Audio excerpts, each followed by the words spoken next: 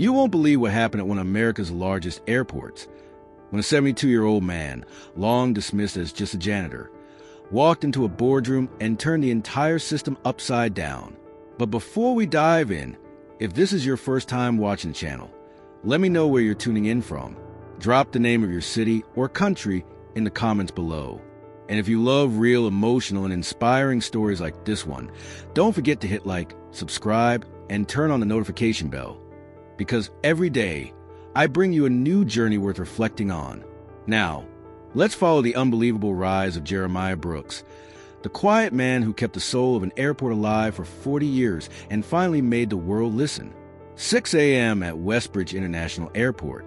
The fluorescent lights cast a pale glow across the freshly polished marble floor. The VIP terminal remained hushed, no passengers yet. But Jeremiah Brooks, 72, was already at work, carefully wheeling his janitor's cart past rows of empty seats. His silver-gray uniform hung loosely on his thin frame. The edges of his rubber gloves were frayed, and wisps of white hair peeked out beneath a worn baseball cap. No one noticed him. No one ever had. "Mr. Brooks," a voice called from the coffee kiosk across the concourse. That floor is shiny as glass. If janitorial work were an Olympic sport, you'd take home the whole medal set. Jeremiah responded with a faint smile, but said nothing. It was a familiar kind of joke, friendly, but never really seeing him. He continued, as always, wiping down tables, checking the recycling bins, scrubbing out the faint skid marks left by luggage wheels. To others, it was endless repetition. But to Jeremiah, every corner of this airport was layered with memory. He had once calculated the airflow dynamics in these very corridors, helped position the skylights for optimal natural lighting, engineered the ventilation system for the main atrium, back when Westbridge Aviation Holdings hadn't even secured its executive offices. Back then, Jeremiah was an aerospace engineer, top of his class at Howard University, leading innovation in cabin airflow systems. But in the 1980s, a black man, no matter how brilliant, rarely kept a seat at a table filled with legacy names. When the airport was privatized, he quietly stepped away, but not completely.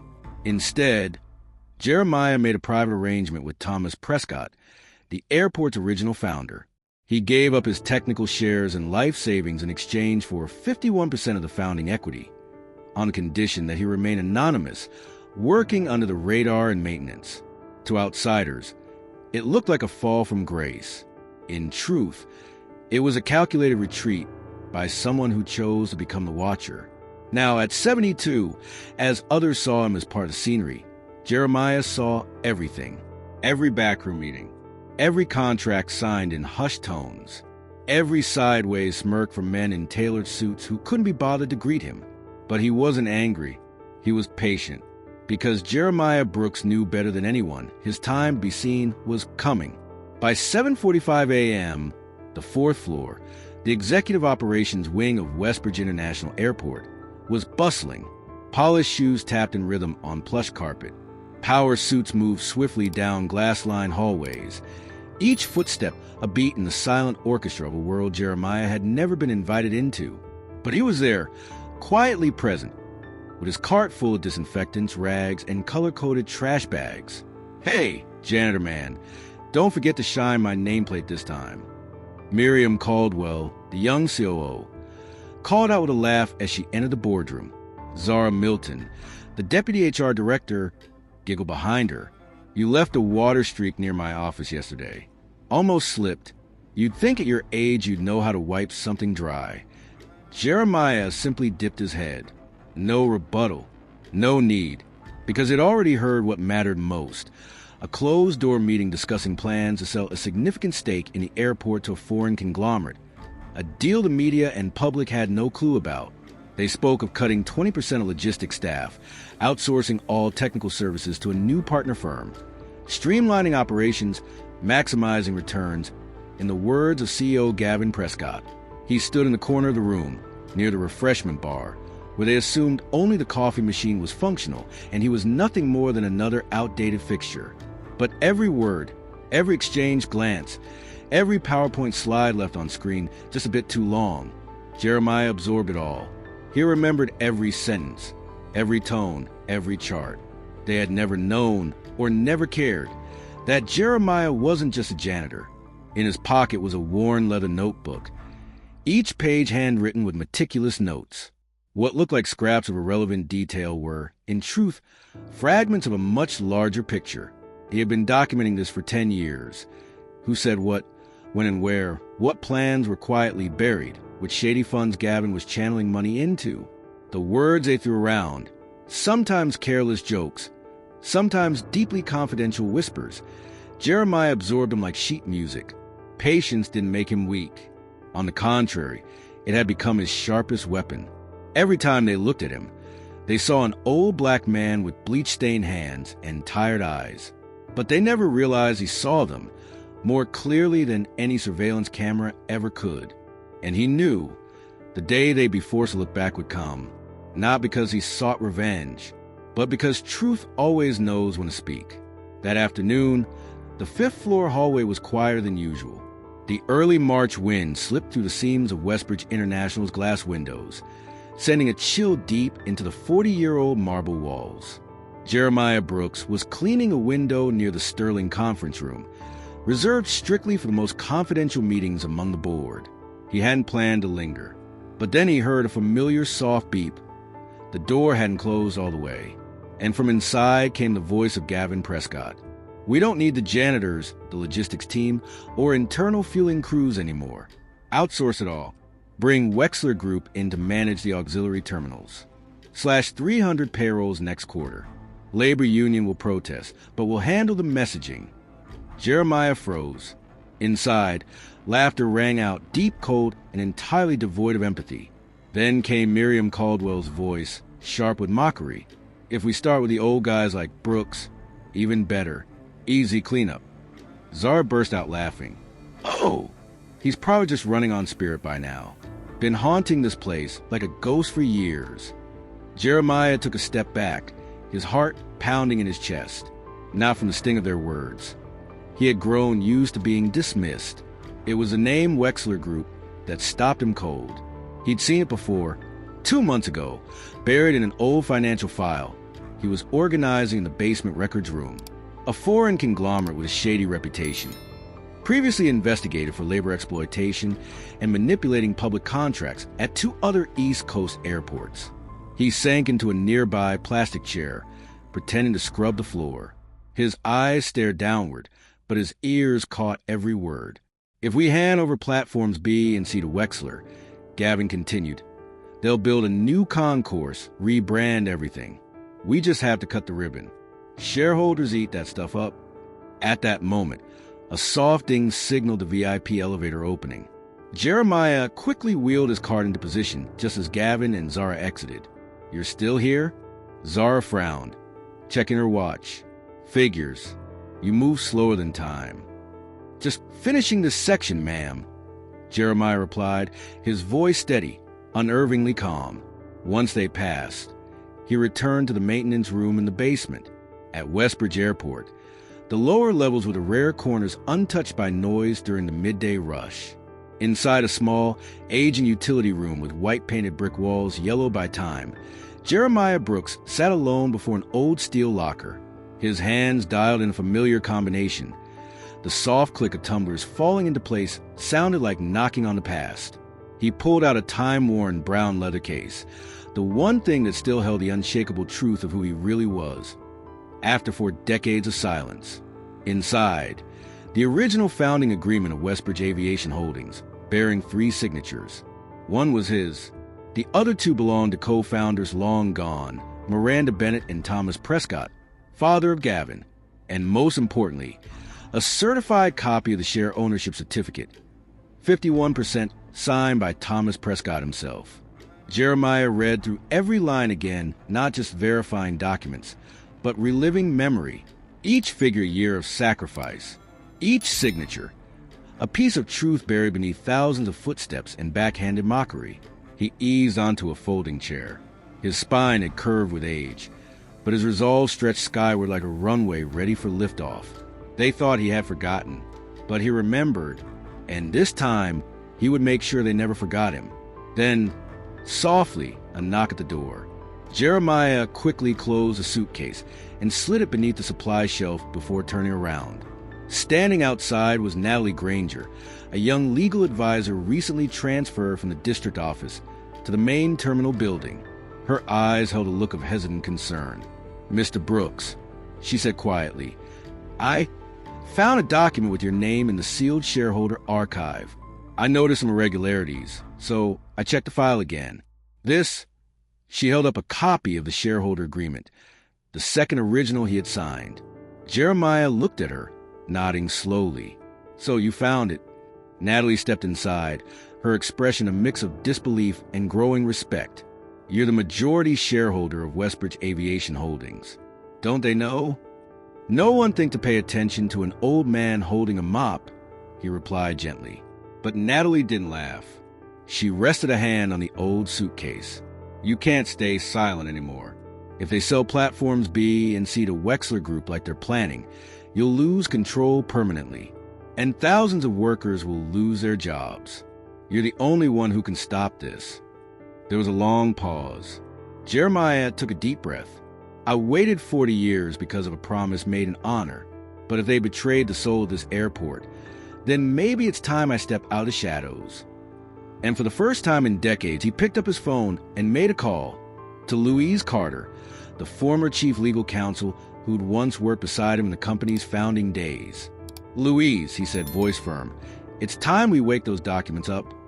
Monday, 9:57 a.m. The south wing of Westbridge Airport's executive building stood silent, almost holding its breath. At the far end of a silver-carpeted hallway loomed a pair of double doors bearing a brass plaque.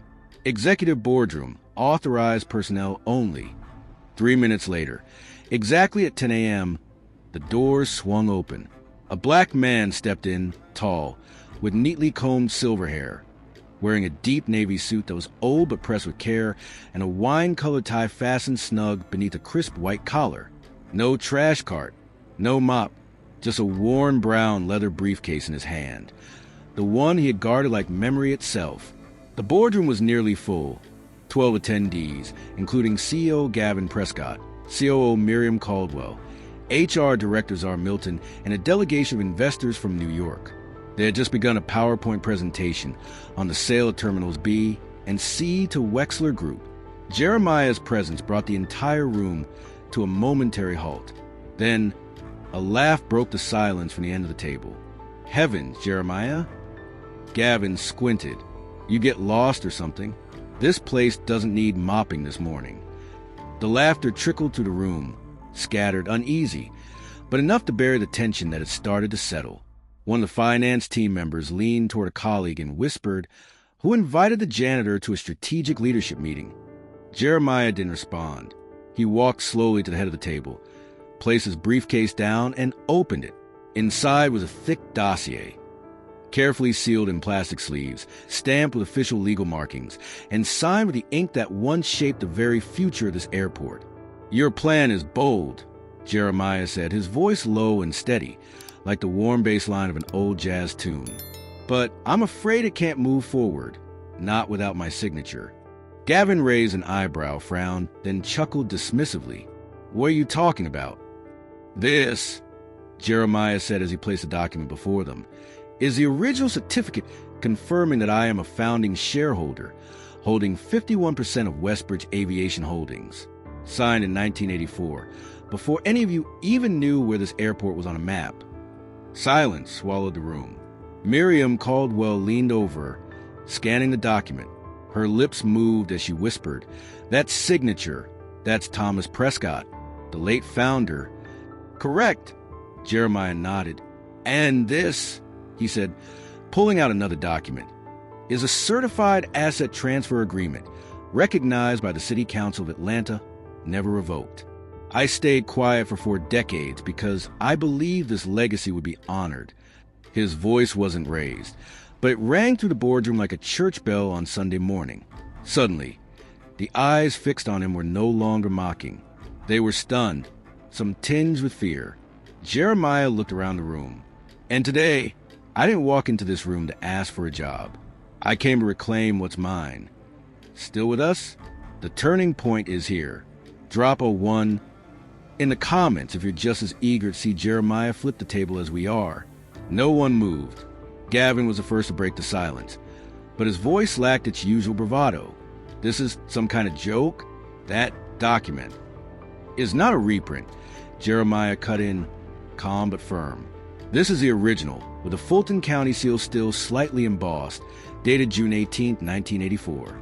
And this, he turned to another page, is the SEC registration certificate. All records have been routinely updated. It's just that no one bothered to look closely. This time, Miriam stood up.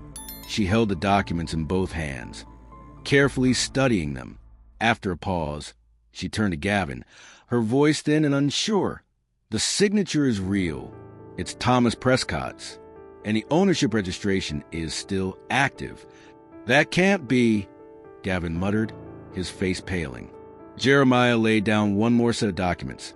This time, a detailed log of unauthorized asset transfers, concealed internal memos, and restructuring plans he had quietly gathered over the past 10 years.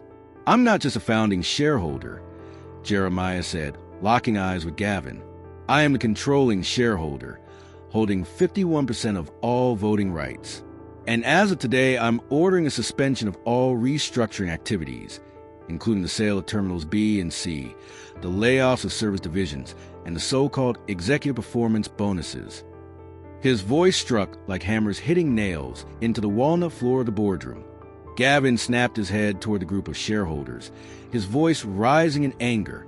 He's a janitor, a man with zero executive experience. You can't seriously sit here and let this impersonation go on in a senior leadership meeting. Jeremiah didn't flinch.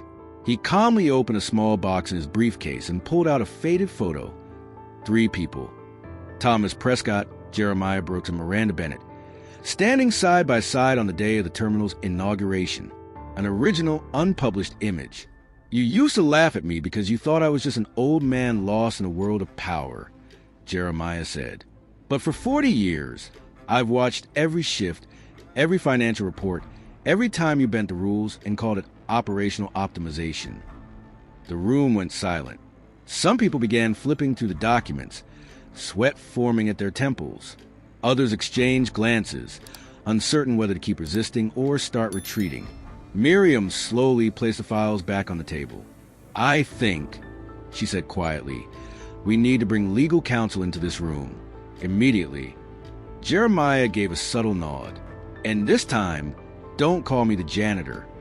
Please note for the record, Jeremiah Brooks, co-founder, controlling shareholder, and lawful legal representative of Westbridge Aviation Holdings. The room was heavy with a truth no one could deny. Security, Gavin Prescott roared, slamming his palm on the walnut table. Get him out of here, right now. This is a breach of an executive-only meeting. 2 security guards hurried in, their expressions uncertain as they realized who stood before them. The same elderly man they nodded every morning. But now, dressed in a sharp navy suit, staring down the sill like an equal, Jeremiah didn't back down. At that moment, company legal advisor Natalie Granger entered the room. He pulled another document from his case and handed it directly to her. This file is registered with the Georgia State Shareholder Registry. All originals have been notarized. If needed, I can get the SEC on the phone right now. Natalie began reviewing the documents. After several tense minutes, she looked up, her eyes wide with disbelief.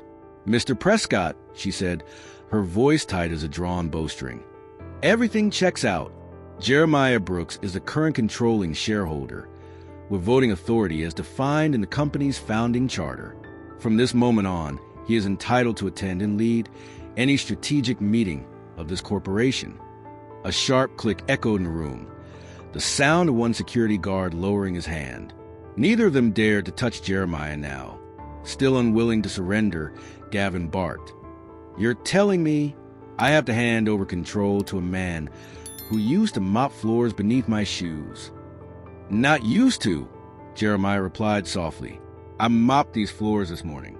But that doesn't diminish the value of the 51% stake I hold. The tension in the room was on the verge of snapping, when a voice rang out from the corner, deep, clear, and laced with a different kind of authority. So this is what it's come to, Gavin? Heads turned sharply. An elderly man with silver hair and a cane stepped into view. Harlan DuPont, a veteran investor and one of the last living founding shareholders of Westbridge, who almost never appeared in person. Mr. DuPont? Gavin stammered. Harlan.